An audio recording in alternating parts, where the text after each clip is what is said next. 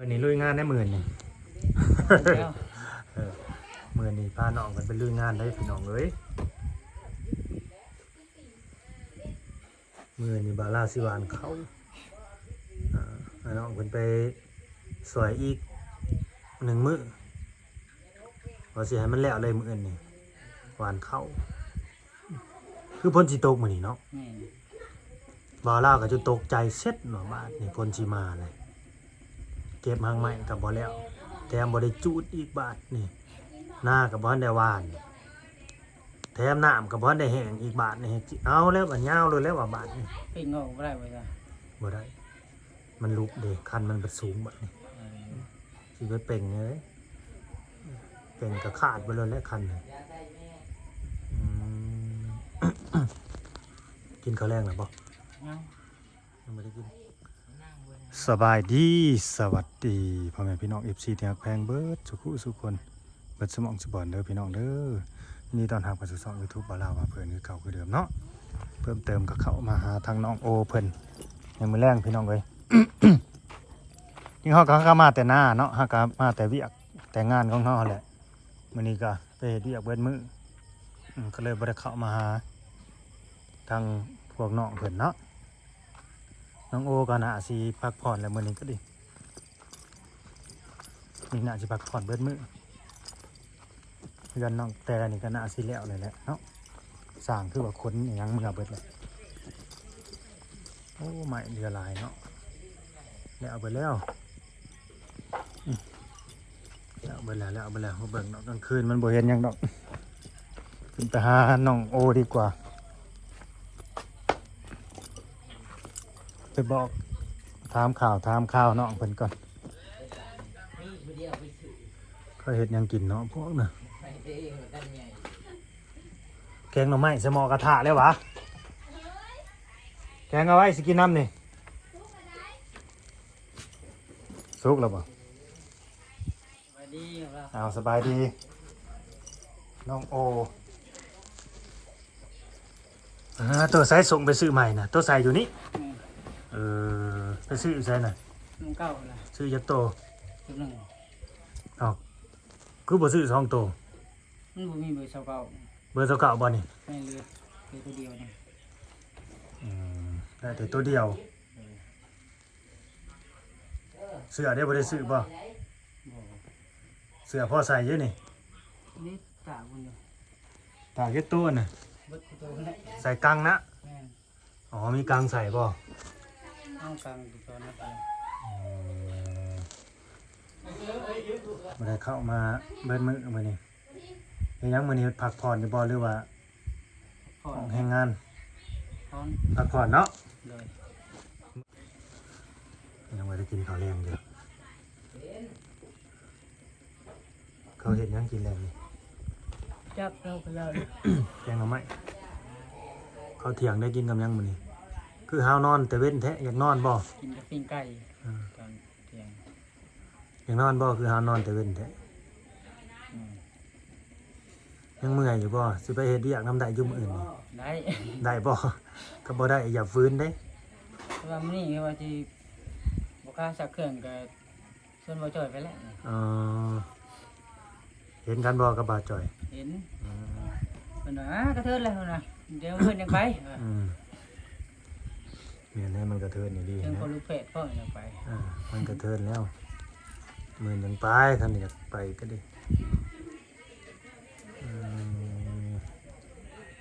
พี่น้องเอ้ยผู้ใดที่ว่าเข้ามาเบิ่งมาชมก็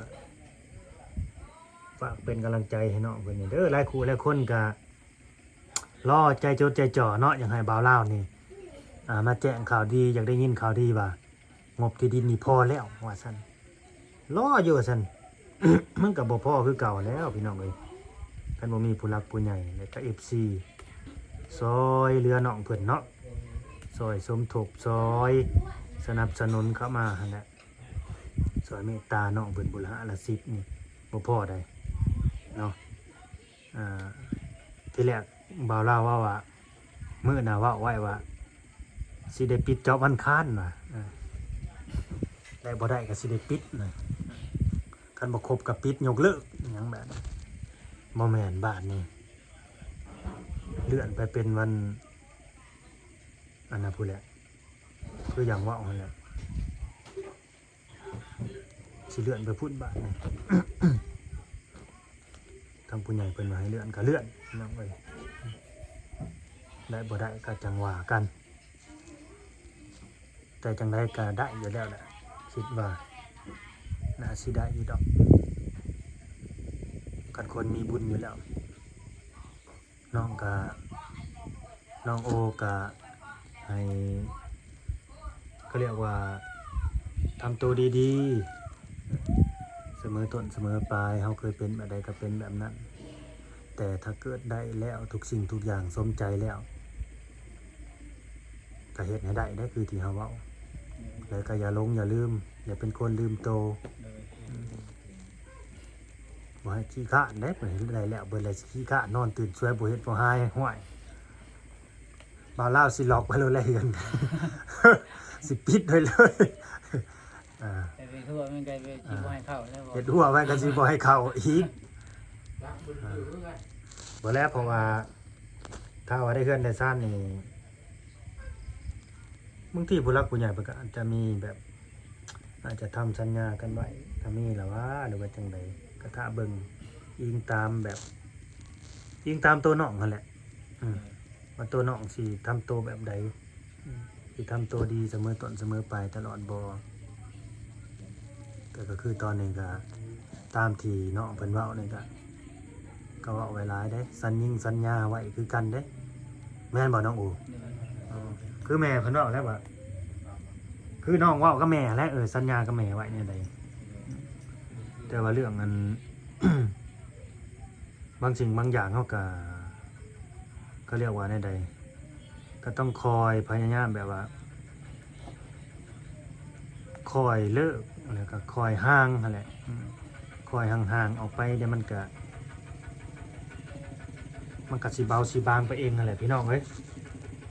แล้วเลยแล้วซื้อเฟซนี่เพิ่นจังให้เบาลาวเปลี่ยนเด้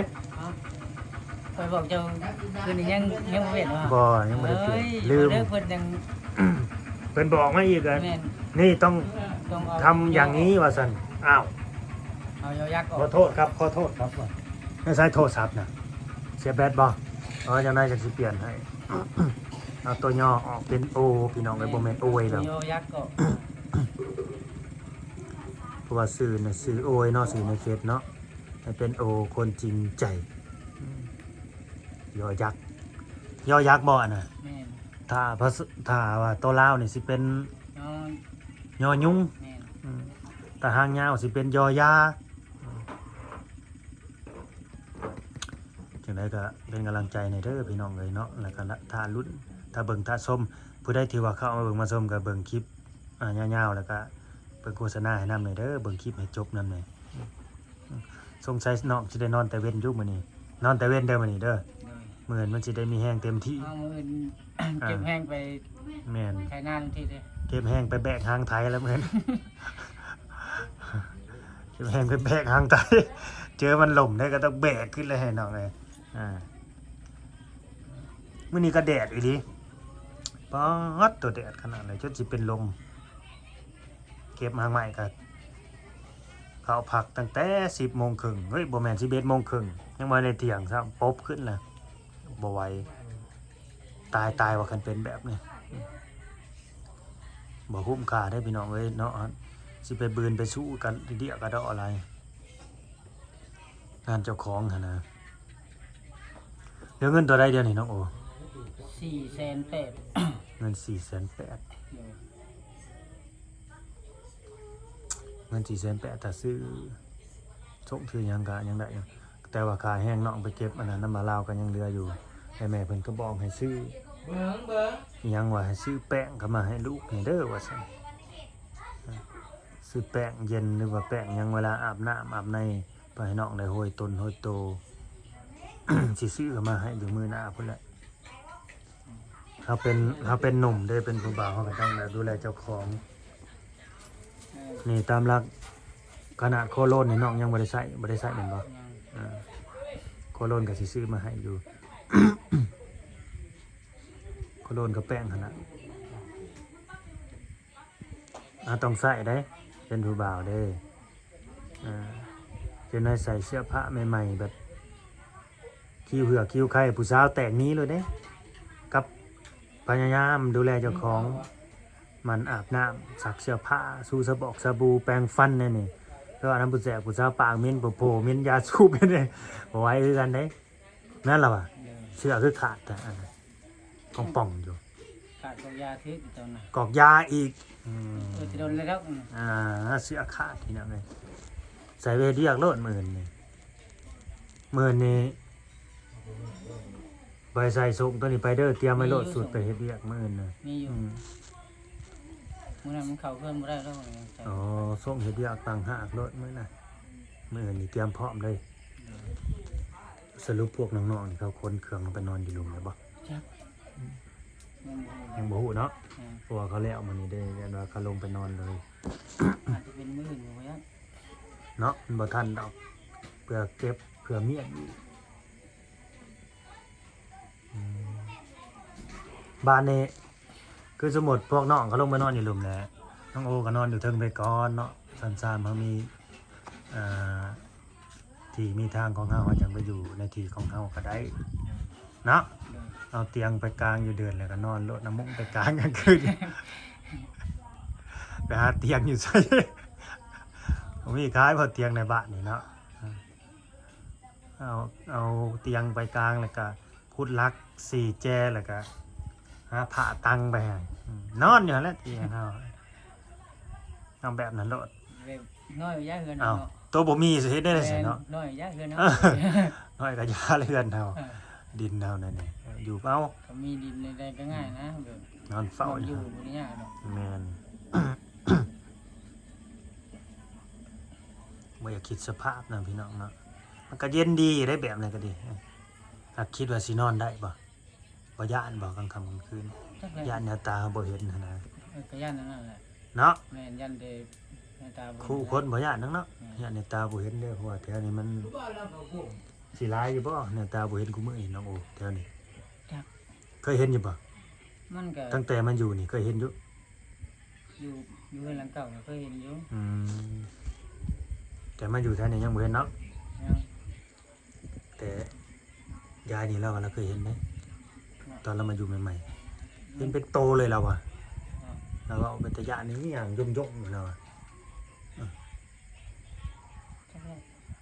เห็นเขาหน้ามันพูนเราอะได้เราเอานะฮู้อีกว่าเป็นไผ ฮู้เฮือน น้องโอกับฮู้ปะห่วย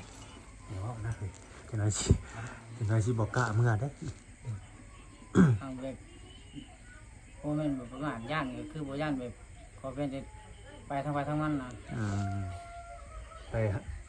ทางไปทางมันเนาะ แม่ขอเป็ หาน กินทางไปทางมัน แต่มันยุ่งเกี่ยวกับกันแต่มันยุ่งเกี่ยวกับกันเลยมันสิ อยู่นำกันบ่ได้ แม่นมันต้องทางหนึงอยู่ยากนะ แนวมันเลยฮักมันก็สิบ่อันนั้นปานใดล่ะวะหูมื้อนี่มันเริ่มจืดเริ่มจางแล้วหูมื้อนี่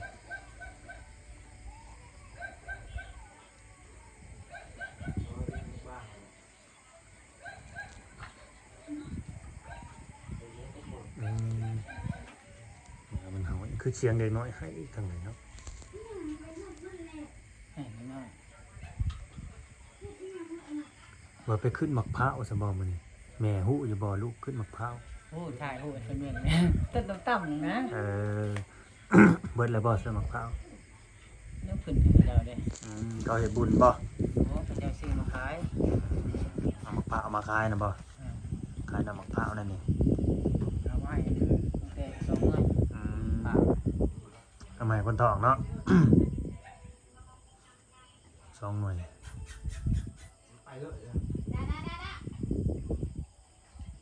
แต่ว่ามื้อนี้บ่เห็นคลิปน้องโอบ่มีคนถ่ายบ่หรือว่าจังได๋ อ๋อคือว่าบ่จิตก็ถ่ายอยู่ มีข่าวดียังอยู่บ่มื้อนี้ บ่ บ่มีเนาะบ่แซดบ่ได้มาเนาะมื้อนี้เนาะ บ่ ยังบ่มีข่าวดียังอยู่พี่น้องเลยบ่ว่าดอกไอ้ข่าวดีนี่สิมีที่แต่บ่าวลาวนี่หลายคนมาถ่ายอยู่ก็ซอยกันได้กว่าผู้ใหญ่ใจดีเอ้ย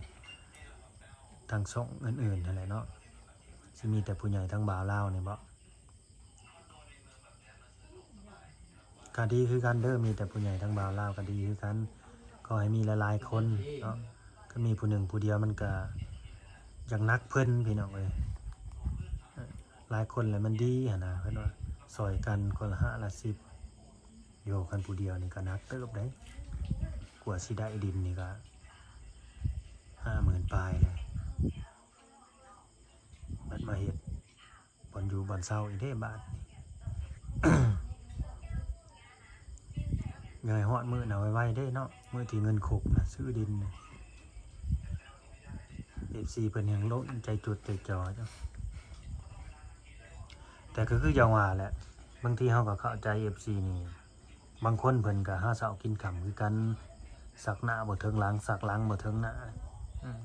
ต่างคนต่างมีภาระหันนะเข้าใจบ่น้องโอ เพิ่นก็มีภาระคือกัน แต่ว่าเบิ่งได้เบิ่งเป็นกำลังใจให้ได้คอมเมนต์ให้ได้ แต่ว่ามันบ่พอบ่เพียงพอที่ว่าสิโอนมาซอยหั้นนะสิโอนมาซอยคันมาซอยทั้งนี้มันเดือดร้อนเจ้าของอีกก็บ่อยังให้ซอยคือกันได้บ่าวลาวกันสิทำบุญแล้วสิเดือดร้อนเจ้าของนี่ก็บ่เฮ็ดพี่น้องเอ้ยเนาะเอาซะเจ้าเฮามีเพียงพอแล้วจังซอยหมู่แบบนี้นะคือผู้ใหญ่ใจดีบางคนนี่เพิ่นก็มีแบบพอกินพอใส่แล้วอหยังประมาณนี้เพิ่นบ่ได้ขาดเขินบ่ได้ขัดสนอีหยังเพิ่นจังซอยเฮาได้คือเพิ่นพอมีแล้วหั่นนะเหลือกินเหลือใช้ก็แม่นแต่บางคนก็บ่ถึงขั้นว่าเหลือกินเหลือใช้แต่ว่าอยากแบ่งปันก็มีคือกันอันนี้ก็ได้แต่ก็ซอยได้บ่หลายก็มี FC นะมันก็มีหลายคนเราก็ต้องเข้าใจอันนี้ก็ดี แต่เฮาก็หาแหน่เฮ็ดแหน่หาน้ำนั่นแหละพี่น้องเอ้ยเนาะคือทางบ่าวลาวก็คือนั่นนี่แหละเวลามีเวียกมีงานก็พาน้องเพิ่นไปเฮ็ดไปซอยเวียกนะพอได้มีรายได้ดีกว่าเฮาบ่ได้เฮ็ดบ่มีแนวเฮ็ดแม่นบ่น้องโอเดี๋ยวก็สิอยู่แต่ละมื้ออยู่ให้ใจทิพย์ไปซื้อกินข้าวเพราะแต่เปลืองข้าวไปซื้อนะมันบ่เอาแบบนั้นคนเฮามันต้องมีรายได้ถ้าว่าเฮามีแนวเฮ็ดมันก็ต้องอยากมีรายได้อยากมีรายหานะโอ้อยู่ไปคันว่าอยู่แบบโดนไปแบบสิดึงแต่สิดึงเนี่ยมันนี่แบบสิบ่อยากไปใช่มั้ย ไปใส่ แม่น มันสบายแล้วมันอยู่ดนเลย แม่นติด เงินก็มีใช้บัด ติดนิสัยได้นะ ติดนิสัยแล้วนิสัยบ่ดีเลยแบบนั้นนิสัยเสียเป็นคนจากที่คนดุคนขยันก็ขี้ข้านแล้วปาดนี่ขี้ ย่าน เกียจ ตอน แล้ว บ่มีเวียกเฮ็ดนะคันบ่มีเวียกเฮ็ดก็ไป มีเฮ็ดมีคนบอกเนาะมีคนจ้างเขาเนาะ แม่นคันว่าไปแล้วล่ะก็อยู่ก็เบิ่งอิงปังหม่องได้เนาะ บอลบ่าวลาวได้ไปแล้วล่ะสิไปบ่ซั่น ไป บ่ เด้อ ว่ากันเว้านั่นน่ะอย่าเอาเด้อกาแห้งอยู่ว่านั่นน่ะ ได้นะ FC ว่าจะว่าลาวว่าได้เว้าหยอกซื่อพี่น้องเอ้ยเฮาก็ให้เป็นกำลังใจน้องนั่นแหละให้เก็บไว้พอได้ใช้จ่ายในชีวิตของน้องใช้จ่ายส่วนตัวแต่ก็ไปใช้จ่ายในสิ่งที่มันถูกนั่นแหละในสิ่งที่มันดีนั่นแหละซื้อสงสัยแล้วก็เอาไว้ซื้ออยู่ซื้อกินนั่นแหละคือตอนนี้คืออย่างมาเราว่าแหละตอนที่ยังอยู่กับน้องนะมีหยังก็ช่วยกันแบ่งกันเรื่องความอยู่ความกินคือกันเถื่อน้องมีเงินน้องก็ซื้อเถื่อน้องโอมีน้องก็ซื้อมาสู่น้องกินแบบนี้นะเฮาบ่ได้อยู่ผู้เดียวเนาะขณะอยู่ผู้เดียวยังว่ากินหยังก็กินไปบ่มีแล้วก็อดนี่สมกับเจ้าของหั่นแหละแม่นล่ะว่าคันคนดูคนขยันนี่บ่มีคำว่าอดได้น้องโอของกินนี่บ่มีคำว่าอดถึงเฮาบ่ได้ไปหาเฮาก็มีเงินซื้อกินหั่นน่ะแม่นบ่กัน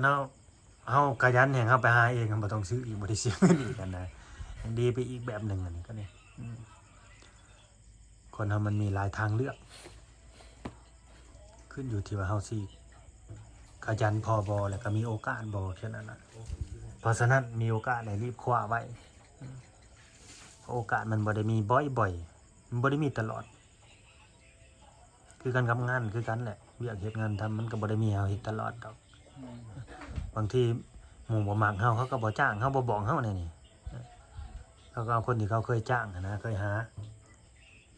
แม่นบ่ โดย ก็คือมีแต่เตรียมตัวหั่นแหละเหมือนไปลุยกันเฮาขอภาวนาแต่ว่าฝนอย่าตกแค่นั้นแหละถ้าฝนตกคือจบเฮ็ดหยังบ่ได้ ได้บอกเราไว้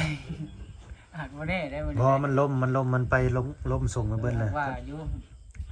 แบบสน้อยนะแต่ว่าสิตกกับแบบตกก็ยังตกทางอื่น แม่มันตกไปทางอื่นทางเฮามันลมพัดหนี้ไปเบิดก็ขอบคุณเด้อ FC เบิดทุกคนพี่น้องเอ้ยเนาะก็ขอบใจวันที่18ฮู้กันแน่นอนมื้อนี้วันที่หยังเนาะโอ้ฮู้บ่ จัก ฮู้ว่าวันที่ โอ้ได้ มื้อหยังเสมอนี่วันหยังวันคานหรือวันพุธ คานติ วันคานบ่ แม่นวันคาน วันนี้วันที่12 แม่นบ่วันคานแม่นวันพุธเนาะ ที่12บ่มื้อนี้หรือวันที่11เนาะบ่ลาวก็ลงมือกันเด้อบาท นี่ นี่ มีโทรศัพท์ ใจจดใจจ่อเด้อพี่น้องเอ้ยวันที่18เลิกงามยามดีสิซื้อดินน้องโอคันเงินครบคันเงินบ่ครบก็ เรียนดี เลื่อนไปอีก เป็นสร้างมันครบแล้วเนาะ แม่นเลื่อนไปอีกคันบ่ได้วันที่18ก็เลื่อนไปอีกที่มันครบพุ่นแหละเฮ็ดนี่ได้ซะตอนนี้น้ำบ่าวลาวนี่มีเงินอยู่ทั้งเบิดทั้งมวลเด้อพี่น้องเอ้ย33,500 เด้อพี่น้อง 33,500 ค่าดินนะมัน 55,000 เด้อ 33,500 บาท คิดว่าฝันเนาะอยู่บ่เรื่องพอจ่อยนะได้ติดต่อกันอยู่บ่ได้ติดเนาะ มีแต่เห็นเพิ่นโทรมาตอน Ai bên đấy luôn, tắt ngầu à. ฟัง มื้อนี้บ่ แม่นบาง3-4โมงนี่ หรือว่าเราสิมามื้ออื่นบ่เนาะ จักเลย มาก็สร้างลาวเนาะไปเวียกงามพุ่นแหละมาก็เรามาหาน้องนี่ได้อยู่นี่ กระโทรแล้วสิโทรไปนะ เราสิโทรหรือให้เราออกไปผู้ก็ได้บ่ได้ให้เราไปไถนาสวยเลยว่าเราก็สิให้ไปไถนาสวยเลยแหละมาก็บ่ได้ไปจับรถไถรถ บ่ให้คนไทยนะสิให้เพิ่นบ้านก็ได้นะ สิให้บ้านบ่ แม่น บ่ให้พ่อเฮ็ดเวียกนักเนาะ เลยสิไทยเองเนาะ โอ้สิไถเองบ่ให้พ่อเฮ็ดเวียกนักจังได๋บางทีเรามากับมันเมียเราบ่จัก เอ้ยมาแต่ละเทื่อบ่เคยขาดกันนะ เนาะน่าสิมานำกันเนาะ ซาเล้งเพิ่นมา ตารุ่นนำกันพุ่นแหละคันมาบ่มากันน่าสิฮู้มื้ออื่นมันน่าสิเกินมื้ออื่นดอกคันมาหั่นนะเนาะเฮาก็สิได้จบคลิปไว้ส่ำนี้พี่น้องเอ้ยมื้อนี้สิบ่ได้อยู่ดนเนาะเพราะว่าสิฟ้าออกเมื่อเป็ดกับข้าวกับน้ำขอบคุณผู้รักผู้ใหญ่เพิ่นเด้อขอบคุณผู้รักผู้ใหญ่เพิ่นเบิดทุกคู่ทุกคนนั่นแหละแล้วก็ FC คนเด้อแล้วผู้ใหญ่ทั้ง FC เพิ่นทุกคน นี่เอามือลงมาดูเอามือยับลงวางเอิกเฮาขอบคุณสำเร็จแล้วบ่ต้องเอามือไปปิดปากให้ของไว้ เยอะอย่างไง อยากอายนี่สักเอามือใส่ข้างขอบคุณ ขอบคุณเด้อแล้วผู้ใหญ่ FC เพิ่นทุกคนที่ร่วม เงิน เงินสมทบ สมทบซื้อดิน ซื้อ ให้ ดิน น้อง มา โอ ให้น้องโอแล้วก็ขอบคุณทางเบาเล่าวที่เป็นสะพานบุญให้มีให้ร่ำไปรวยวัดที่ผู้ทุกคนแหละทางเบาเล่าวพร้อม โดย สาธุ ทั้งแม่หักน้ำ ทั้งแม่หักก็ให้เพิ่นอยู่ดีมีแห้ง โดย ให้เพิ่นสุขภาพเข้มแข็งอยู่เป็นอุ่มโปมใส่ให้ลูกดนๆเด้อแม่หักก็ดีเนาะ โดย แม่หักก็ซอยลูกให้สุดเด้อแม่เอ้ยซอยให้เขาเรียกว่า